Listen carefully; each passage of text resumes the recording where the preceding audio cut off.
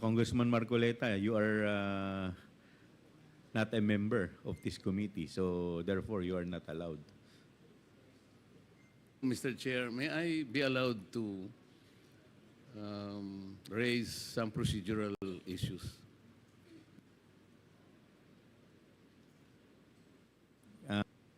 I think, Mr. Chair, we have yet to resolve that because, as you said in the last hearing, my removal as a vice chair of this committee was a plenary action. And therefore, there should be a plenary action to remove me as a member of this committee. I would like to believe, Mr. Chair, that when I was installed as a vice chair of this committee, it presupposes membership. I am supposed to be deemed a member because if I were not a member, I cannot be appointed as a vice chair. The officiality of that is the position is only a privilege, but membership is organic.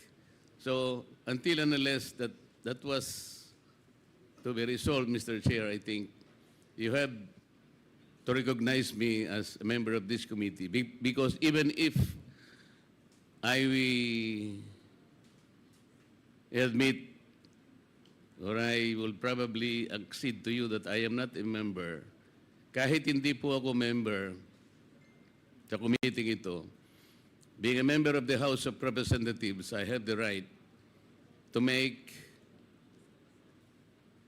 issues and to raise issues.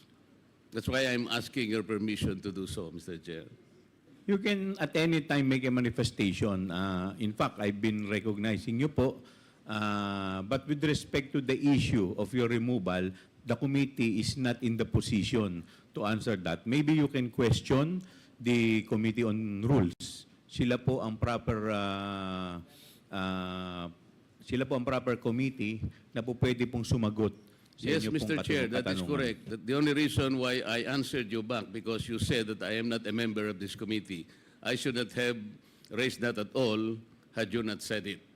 But may I continue, Mr. Chair, in raising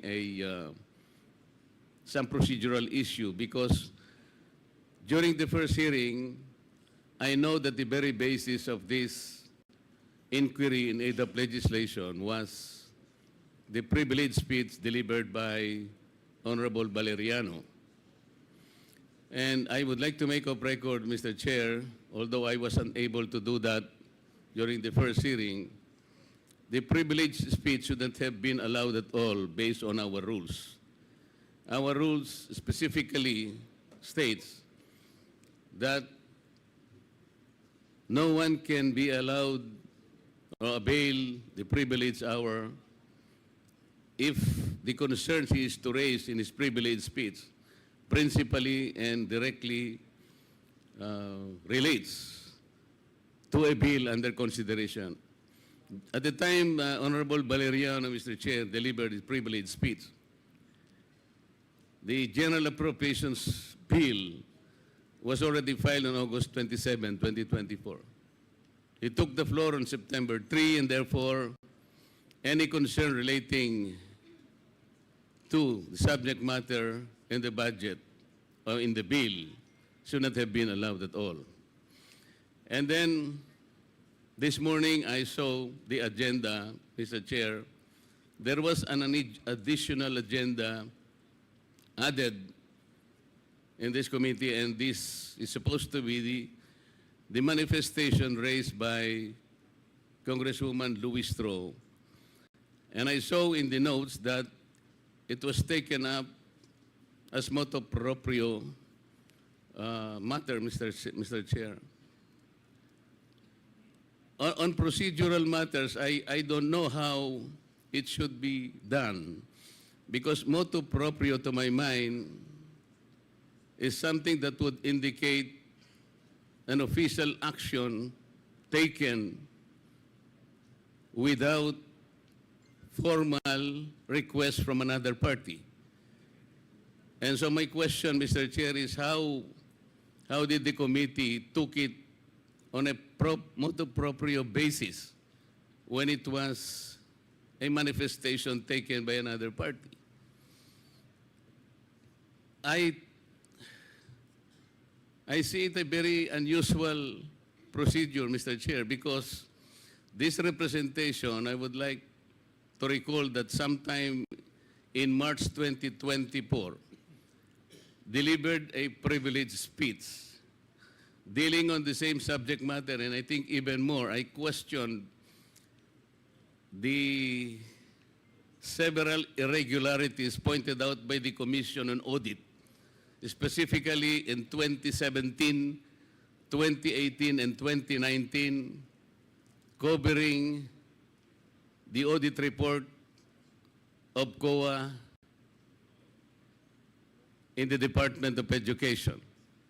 In that privileged speech, Mr. Chair, I took note of the sum of something like 3.25 billion pesos of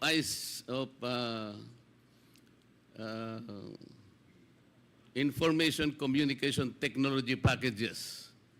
As noted by the Commission on Audit at the time, Mr. Chair, there were no adequate supporting documents. Unfortunately, that privileged speech was not even referred to the or to the committee, to any committee, either the Committee on Education or the Committee on Good Government.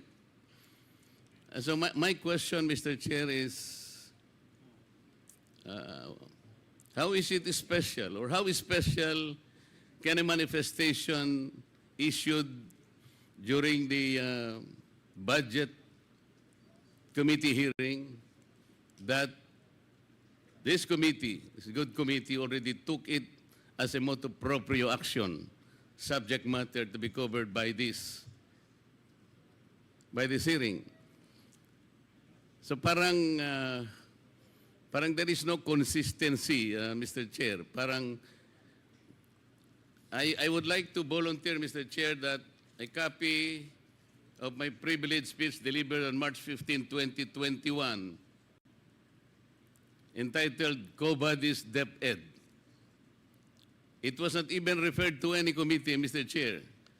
When I exposed several irregularities in the Department of Education as audited by the Commission on Audit, I would like to volunteer that this be made part of the documents that might be taken up by the committee in regard to any investigation with regard to DepEd. In this particular privileged speech, Mr. Chair, I even question a particular law. It's Republic Act 8047. This is a law enacted in 1995. And in that particular law, it prohibited DepEd, then called DEX, that time, Mr. Chair. DEX at that time was already prohibited from procuring and publishing the books. And it should be relegated, or it should be transferred to the private sector publishers. For more than 25 years, Mr. Chair, the DepEd did not follow the law.